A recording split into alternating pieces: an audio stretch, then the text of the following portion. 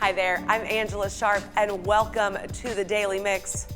Are you like me and now kind of starting to go crazy with all of this? Do you remember back in April and March when we said, when all of this is over, we are sitting at the end of September here and none of this is over, and it's starting to wear on me now. So originally, I was getting real upset about jobs being canceled and not being able to go to concerts and sports, and now it's interfering with just all parts of life. And although I'm smiling telling you about it, I'm starting to lose it. And I noticed today other people are starting to lose it. So actually on the way here to the station, there was a man, I think, just hanging out over there by the side of the highway, and there was another man selling things for some sort of church group. And I didn't hear exactly what was happening, but they kind of got into words. Then they walked in front of my car and they were giving each other unpleasant gestures, if you will, and unpleasant words. And I was thinking, if the guy who's raising money for the church is losing it, then I think we're all starting to lose it. So hopefully things will get better, but I'm gonna stop saying when all of this is over because I have zero faith that any of this will ever be over. But we'll see. Later on in the show, I'm going to take you to the St. Louis Aquarium. You guys, how about walking over the Shark Tank? Yeah, I'm talking about a rope bridge.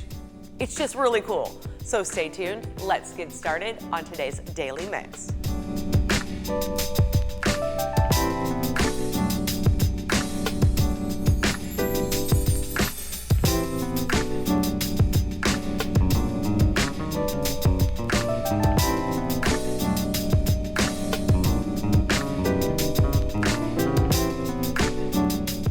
Every year on the first Tuesday in October, the city of St. Louis celebrates National Night Out.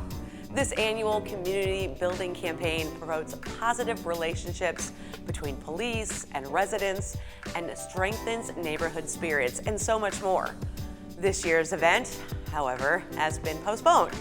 The neighborhood stabilization team made the difficult decision after a lot of careful consideration and consultation with the city's Department of Health. Now, they do plan to revisit the possibility of hosting the event in the coming spring. We will be sure to let you know when a new date is planned. In an effort to curb violence in St. Louis, Board of Aldermen President Louis Reed is working to pass legislation to establish a $2 million fund to be used as cash rewards for tips that ultimately lead to the capture and arrest of anyone who has committed murder in St. Louis. Here's what President Reed had to say about the legislation. So the board bill that I'll be introducing Friday is a board bill that will appropriate $2 million to be used as a reward fund to help families, for the lack of a better way to put it, get some closure in some of the murder cases that have happened across the city. On average, only about 30% of the murder cases in the city of St. Louis are solved, right, on an annual basis, which means 70% of the people who have murdered people in the city of St. Louis, they're still out, they're still walking the street, they have not had to pay for their crimes. And if you talk to anyone in law enforcement, if you talk to anyone in the courts, anyone in that chain of command, they will say the biggest issue is that people aren't coming forward. So the new fund that we're creating is the St. Louis Justice for Families Fund. And the $2 million will be used to create that St. Louis Justice for Families Fund. What that will do, it will create two pools. If we receive information leading to the arrest of anyone that has murdered a child in the city of St. Louis, there will be a $15,000 reward, a cash reward that would go to that person that gives us the information. Anyone that gives information that leads to the arrest of an adult that has someone who has murdered an adult in the city of St. Louis will get a $10,000 reward. Once the legislation is passed and signed into law, the public will be able to access a hotline to anonymously report their tip and access the reward dollars. As of early August, 15 kids under the age of 17 had been murdered in the city, which is already more than last year's total. The city of St. Louis has already begun to move forward with stabilizing vacant buildings and neighborhood improvements under Proposition NS. The Neighborhood Stabilization Program will help stabilize and sell vacant city-owned residential buildings with the ultimate goal of stabilizing and improving city neighborhoods. Residents and community members can nominate buildings for stabilization and learn more about the program by visiting stlouis-mo.gov/PropNS. Sometimes we're able to see neighborhoods and homes and them being transformed and brought back to life. Trojan Park is a great example of what can be done. Thanks to partnership in 2016 between Great Rivers Greenway and the National Recreation and Park Association, the 1-acre stretch of land in Wellston was transformed from a vacant property into an award-winning park. Just this month, the park was selected as one of 2 winners of this year's Urban Land Institute's Urban Open Space Award.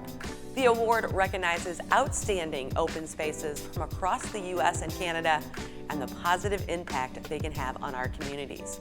Trojan Park was designed with input from the community, and it features everything from a splash pad and playgrounds to a full basketball court. It also includes ADA accessible exercise equipment, musical instruments, and rain garden full of native plants. You can learn more about Trojan Park at greatriversgreenway.org/Trojan. Of course, the annual Great Forest Park Balloon Race we all know and love, and I particularly love it, had to be canceled this past weekend. I'm so down about that. But that wasn't enough to keep the colorful balloons grounded. Instead, the hot air balloons took to the skies throughout St. Louis in a series of tribute flights honoring essential workers, educators, healthcare heroes, and those standing up for change. The flights were part of the new theme, Lift Up St. Louis, and while the balloons may be back on the ground, they have a special social media campaign that is still going strong, and it's super easy to get involved.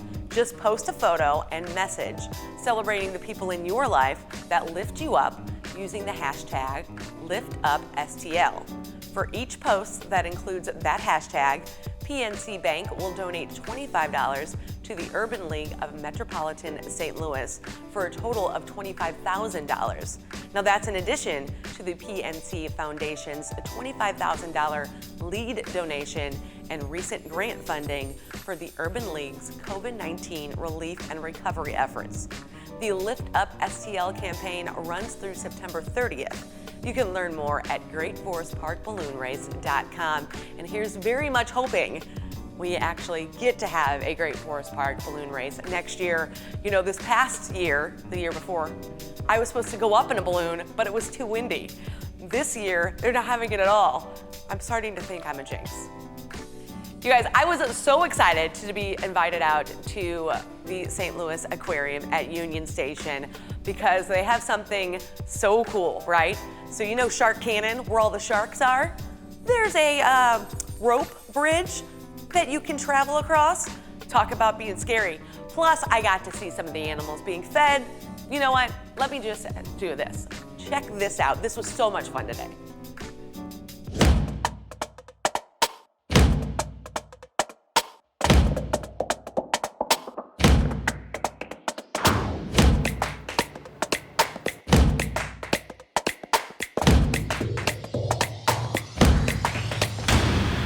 This is so cool. This is part of the back of the house tour. This is a rope bridge over the sharks. Well, all the animals here that are in the aquarium, but there are sharks in there, which is what makes this dangerous. It's like walking the plank, but it's pretty sturdy. So this is pretty awesome. Out here at the St. Louis Aquarium, I love how they have all this other cool stuff you can do. This is so much fun.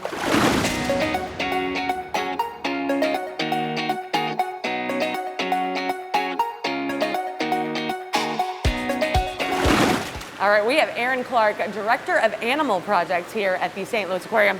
Director of Animal Projects sounds exciting. It is. What all do you get to do? Yeah, so I get to help put together some of the exciting new things that we see here at the aquarium, like our rope bridge behind us here. So our rope bridge will be a part of our back of house tour once we reopen those. because this bridge spans Shark Canyon, we're still getting our animals acclimated to having people now above them as well. So the tours are not open just yet, but we are having our guests come behind the scenes as part of their general admission ticket. They're welcome to come back and see what Shark Canyon's like, learn a little bit more what happens, behind the scenes, and they'll see our rope bridge. I mean, this is so cool. So I obviously got to take a trip across the rope bridge. I mean, what made you come up with this awesome plan? Yeah, it was just the opportunity to give people a different perspective on these animals. I mean, you get to watch our sharks, our rays, our fish, even our sea turtles swim right underneath you. So now you get to see them swimming in the water, swimming at you, but we also get to see them from above. So it's just a really nice perspective. So it's great. This rope bridge has over 2,000 knots in it, and they were hand tied, so it's super secure like you saw. It took a team 2 days to get it done, to get it built, just tying knots for 2 days. So we're excited to just be able to offer that once our animals are ready for it. I mean, I just love it. And you keep saying getting the animals ready for it. So how are you getting the animals prepared for there to be people going over them? Yeah, so we start just slowly introducing small numbers of people, our staff, over the top of the bridge, just at different times. So we're just really just looking to make sure that we're not doing it at times when animals may already be uncomfortable from something else that may be happening. So we don't do it during dives, we don't do it during feedings. We allow those things to happen. And then as everybody's swimming around nice and calm, we may just walk across the top, and we'll just slowly over time increase the number of people.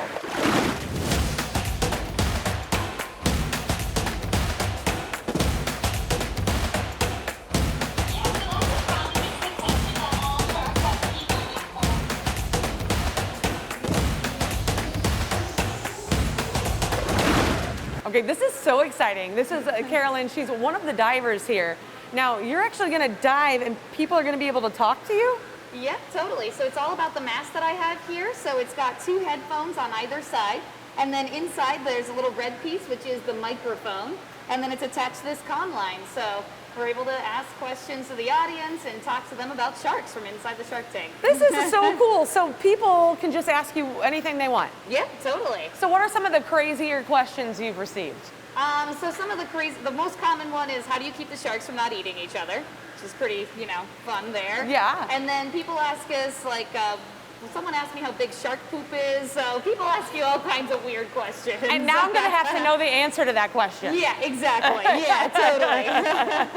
That is so fun. So I guess you get a lot of kids, but I would assume also a lot of adults. Yeah, because definitely. I think this is very interesting that I'm going to be able to talk to you while you're in the tank. Yeah, so we have little kids that are super interested, and then you have the people who wanted to be a marine biologist, and they see you, and so they ask all those questions about, like, how you got into it and all that kind of stuff. So it's really fun. I definitely hope to inspire people, but on top of that, you have a captive audience watching you dive with sharks, being totally normal, and that's when you can grab their attention, tell them about sharks and ways to conserve them, and hopefully get them to love them and not fear them. I mean, I've heard that time and time again while we're here, is like, we're supposed to love them and not fear them. They don't really want to eat us. So Exactly. I think that's really important. Yeah, totally. That's what we're trying to help people understand. Hey, Caroline. This is Angela from upstairs. What is your partner doing, and what is that big stick he has? So my buddy back here, Alec, is our safety diver. So if you notice that I am not looking behind me because I am trusting him to protect me from the sharks. That little stick that he's got there with the black and white striping is our safety stick. We don't use it to hit the sharks away. That's super mean. This is their home. We want to be nice to them. So instead, he'll wave it side to side in front of their face, and it's a really great visual barrier for them, so they can see that something's in the area they can choose to go around.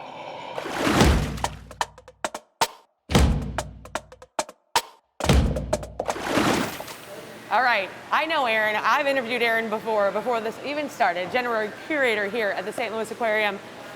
I got to see some really cool feeding happening. So how many times a day do you feed these animals? So the whole tank gets fed at least 3 times a day. The fish are broadcast fed. We have our mobile rays, which are lesser double rays. They're fed 3 times a day, and they're filter feeders, so we have to feed them a lot. And then our sharks we feed 3 times a week. So they're all target trained. They come to a specific area when it's their time to eat. Yeah, so kind of walk me through the feeding of the sharks, because that's what I was watching there with the the long pole and everything. So how does that work? Yeah, so when it comes time for their feed, they know about what time it is. We give them a cue that it's time to come over to their station. Then we use that food, we put it in that pole, and we offer the food out to them. When they're eating, we can count what they've eaten versus what we've offered to them. So we always know, you know, they're on a strict diet plan. So we always know that they're in optimal shape. So how did you get them target trained where they come to a spot and they know that is time to eat? It's just a training process. So, you know, when they were first introduced in here, they didn't know really what to do. So we just started using cues to bring them over, targets, sounds, lights, to bring them to specific areas. You know, after a couple times of offering food just in that specific area, you know, they begin to recognize the cues. And now we just have to offer a noise and they'll come right over. I love that. And we also saw the turtles, the sea turtles being fed. And there's one that's got like a weight. So tell me about that sea turtle that's got the weight on them. Yeah, so we have our two sea turtles. We have Tsunami and Quasi. So the one you're referring to is Quasi. She's our smaller green sea turtle. She was actually struck by a boat. So she has basically air in her carapace, in her shell, that causes her hindquarters to basically float up. So we've added a small amount of weight, so what that does is keep her leveled out. So when she's on the bottom, allows her to be more comfortable. Wow, and I saw they were eating, like, was that a shrimp or a fish that they were eating? Squid, probably. Squid, okay. Squid, yep. They're eating squid, and then they also eat lettuce that you put on the bottom of the floor. Yeah, so green turtles are omnivores, so they eat both protein and produce. We do feed a little bit of protein to make sure they are getting, you know, the necessary vitamins and minerals and everything they need. And then we do offer the lettuce as well. They are grazers, so kind of like cows.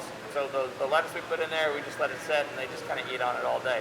The other fish like it as well, so it's kind of a double enrichment.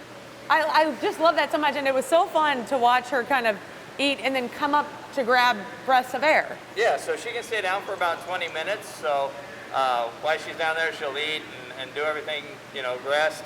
But yeah, every 20 minutes she has to come up and get a breath of air. Wow, that's so cool. And then people are you're letting people come kind of in the back of that area, and so some people were able to kind of see the feeding happening. Yeah, so now we're starting our back of house tours where guests will be able to basically kind of walk the catwalks like we've been on, and then cross that wonderful road bridge back there. So the back of house tours, we're looking to start soon. So, and we're offering them 3 times a day during the week and 4 times a day on the weekends.